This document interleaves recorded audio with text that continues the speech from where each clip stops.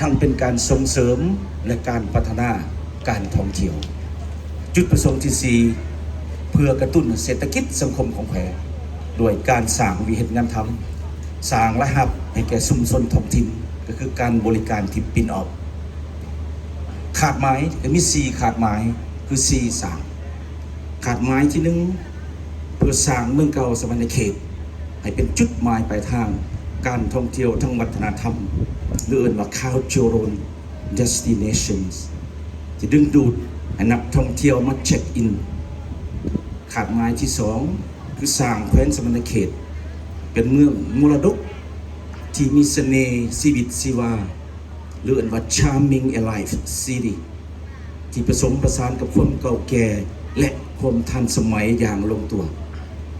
ขาดหมายอันที่3นี้ก็คือสร้างจิตสำนึกให้คนรุ่นใหม่ได้เห็นคุณค่าทางด้านสถาปัตยกรรมอาคารเก่าแก่และประวัติศาสตร์ของแขวงสวรรณเขตส่วนขาดหมายที่4คือสร้างที่4นี้เป็นเพื่อสร้างกิจกรรมที่มีส่วนห่วงของภาครัฐ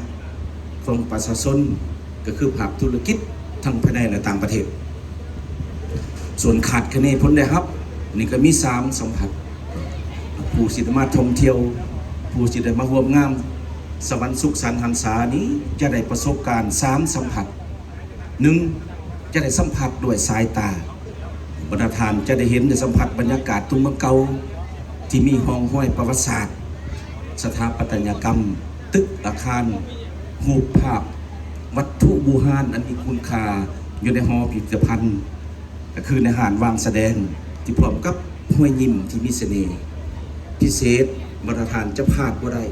โอกาสพิเศษนี้บรรทานจะได้เห็นกระดูกของแท้ไดโนเสาร์ซัดหอยห่าน100 ล้านปีที่จะวางแสดงอยู่ในหอพิพิธภัณฑ์ณมื้อนี้ขาดคะแนนผลนะครับอันที่2นี้คือ2สัมผัสด้วยหู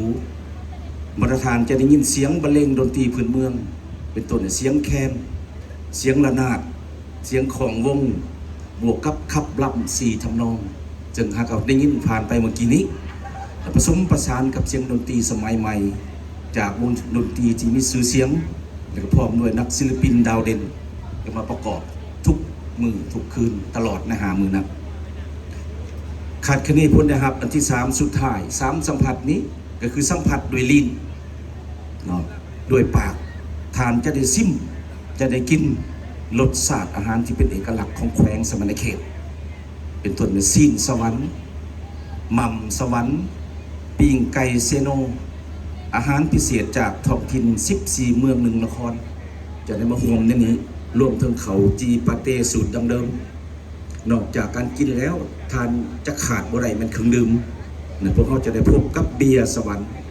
นำดื่มโลมาคำกาแฟพิเศษหรือเรียกว่ากาแฟหยอดแบบวัตถุโบราณและบรรดาอาหารต่างๆอีกหลากหลายให้บริการของผู้ท่าน